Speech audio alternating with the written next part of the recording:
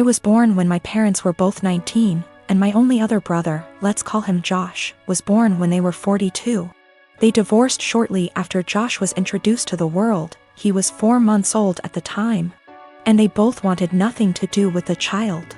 At the time, I was 23 and I was living alone with my then girlfriend who was 21, now my wife. And I'd done my best to convince at least one of them to take care of young Josh for his sake and the family's sake. But they refused adamantly and said that I should be taking custody of him instead.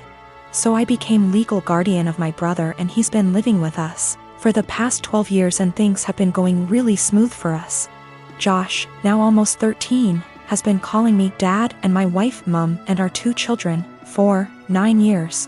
His siblings and he has absolutely no idea about his real parents, and to be honest, I let all of that slide. He has no idea that I'm really his blood brother and not his father, and I'm starting to feel guilty and a little weird. Some of my uncles and aunts come to visit occasionally and they are really disgusted at the fact he calls me Dad, and they are surprised I haven't told him the truth.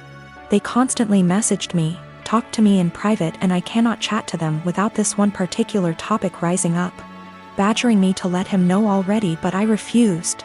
I discussed this with my wife and she thought it would be wrong to tell him the truth because none of my parents wanted to take care of him, and I'm the only person in the world who gave him the father figure everyone deserves. I feel that he has the right to know what he is to me and what I truly am to him. But he's suffered enough already and I just want things to continue how it is. So I am 22 years old. I don't have much knowledge about finances and stuff as I still live at home as I'm at university. I do however pay my parents about £300 a month rent, I pay my own phone plan, buy material stuff I want or need, pay out for other services like for music or whatever, and try to put as much as I can in savings whilst still keeping enough in my main account for day-to-day purchases. Currently, I am saving up for driving lessons and hope that if I pass decently, I can use some of my savings towards getting a car. I'm in my final year of uni, so I'll be done and able to work full-time when all this happens.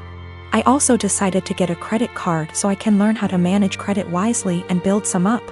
My credit score is good for someone of my age and circumstance, but obviously it's nothing great in comparison for other stuff. I should point out that at most I only plan on using this card with a total adding up to £100. I've stuck to that so far and only actually used it twice, with these purchases only adding up to £80, and I paid it off quickly. I do not plan on exceeding my limit anytime soon as I've heard far too many horror stories of people just using their credit card too much cause it was handy and getting into debt. The only people I disclose this to is my dad, as my mom has the tendency to blab to my brother and sister-in-law, both 28. She happened to overhear us talking one day, and before I knew it, my brother and sister-in-law got wind and asked me if they could use it. They both admitted they had debt spurred on by excessive credit card use and thought that since I basically had nothing owed on mine, it was free money. I told them quite politely that I was really uncomfortable with that idea and that I would owe the money and I can't magic up that kind of money. Things went quiet until a few days later they both turned up at the house. They were nice to start with but basically started demanding I let them use the card, and they tried to manipulate my mother into guilting me into doing it. I got really angry, and when my brother said I owe it to them because they used to babysit me up until a couple of years ago, I laughed in their faces and walked out. When I came home, I learned they tried to manipulate my dad and he kicked them both out. My mother then tried and he told her to go too, and she is currently staying with my brother and Sil. The only person on my side is my dad, who tells me they're all trying to take me for a ride and they're trying to manipulate me cause I'm young and they think I'm vulnerable. My brother, sister-in-law and mom on the other hand think it isn't a big deal letting someone else use my card. It's really messing with my head and I just want everyone to stop being in an argument. I am a 35 years old female, just got engaged to my fiancé 37 male Sam. We do not live together because we're waiting till marriage, given he and his family are highly conservative Christians, but they're really nice and lovable people. I had plans to spend NYE with Sam, but he said he was out for NYE dinner celebration with his parents, then called me again inviting me to join them, and I happily did. His parents were there, they welcomed me and ordered many dishes and desserts and drinks. We celebrated and had great time, that is until it was time to pay. I pulled my wallet out of my bag, letting them know that we'll split the check between us. Sam mumbled, "No, you don't have to, we invited you," but I insisted. He and his parents then stared at me. I asked what was wrong, and both mother-in-law and father-in-law said they didn't have money on them. I was shocked. I turned to Sam and he said he too forgot his wallet at home and didn't bring enough money to cover even on round of drinks. His dad then laughed nervously. "Right, so guess we should let the doctor pay." I was taken aback. I said, "I'm sorry, but no, this is just so much money to spend on one dinner by myself, and I didn't think I was expected to pay the entire bill." Sam said I should pay and he'd pay me back later, but I said no, since I know he will have to get a job to pay that much money. I said, "I'm sorry, but this isn't the first time I've been put in this situation by him and family, where I'm expected to rescue them after they somehow forgot their wallets and expect bothers to pay hundreds for their extravagant dinner." I told them I'll only pay for what I had and that's it. He and his parents were shocked.